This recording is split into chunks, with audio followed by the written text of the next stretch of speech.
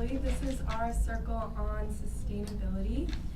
And our talking piece is going to be this bouquet that represents the outcome of our combined effort to take care of the earth. This is our centerpiece, and each inner circle is part of a larger circle.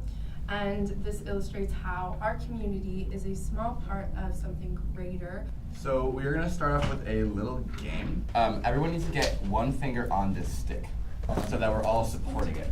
So the goal, is to get the stick to the ground. Yeah, okay. 1, 2, 3, go. What? The ground's this way. We've got to work together. Who's pushing it up? I'm running in.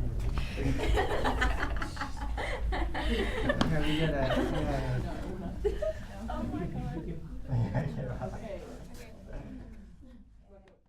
This game kind of goes to show that it's hard to work together sometimes, but we're really part of a bigger picture that is, in this game, getting the stick to the ground.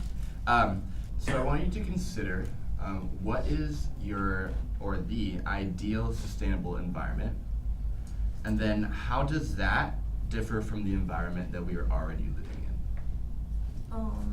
I think that an ideal sustainable world would require all these big companies to make, I guess, considerate decisions, and instead of like focusing on the money, they should focus on long-term effects.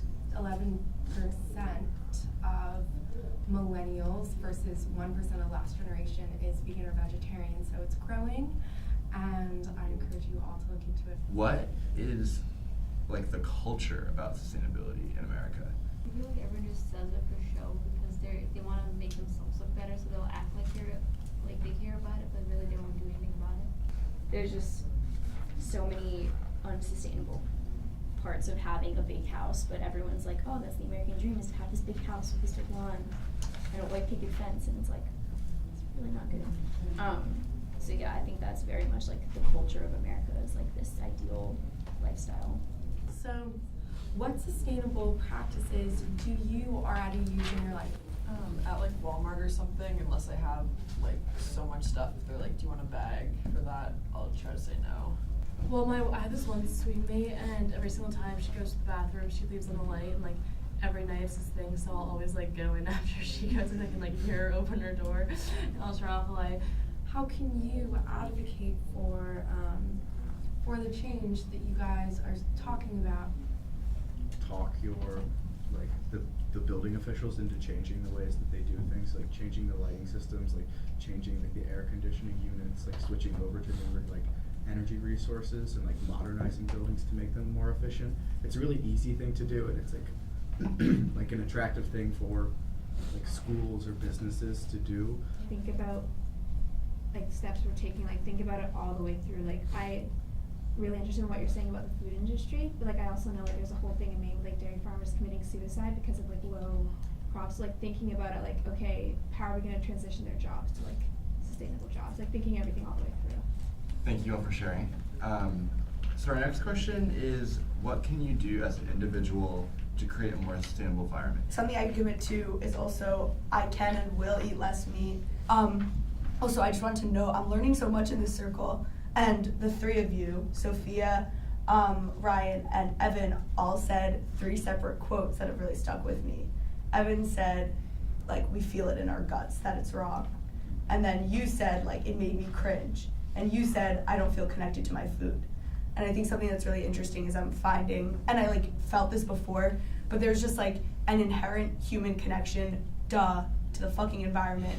And somehow I have gotten so caught up in whatever the hell else is going on, I've lost parts of that connection bit by bit. So I'm gonna make a commitment to find it again. As you guys probably noticed, we passed around these index cards. On the front, you could do the stripe side. Write something that you want to take away from this circle. Yeah, on the blank side, write something that you're going to commit to. I learned that cooking chargers wastes power too, and I will commit to wasting less food. what I will do is all the small things, like turning off the tap while I'm brushing my teeth and only doing it when I need it. Turning off the lights when I'm not in a room, making sure I don't leave my computer unplugged. Yeah, you guys taught me that we are kind of fucked in this moment. Sorry, yeah. Yeah, thanks for teaching me that, and I guess what I'm gonna do now is go and like maybe take a class or something on that, because I'd like to know what's up, even though it's pretty scary. So, thank you. We all like understand that it's a problem. I just don't think we necessarily like have a platform. And then I can commit to like learning more and then acting from that learning. So like as Ryan said, like I'm gonna take a class. Like I want to take a science class next semester, but I think this kind of solidified it. Like I like learning about our like environment that we're in. So taking some sort of class like that, I think would be really nice. So thank you, everyone. Really value all your voices. Thank you for sharing. We had you write it on these cards so that you can take it and hang it up in your dorm room and remind yourself every day to be sustainable. This was a really great circle. Love you all. Thank you. Oh! She did it. You slayed it. I agree, Calvin. And how we did it. And I hit my mark. I was chewing it. Everyone get the pens back. Wait, yeah, what was it you're about? Wait, A little no, aggressive. no, A little no, aggressive. no, it's fine. Is it good or bad?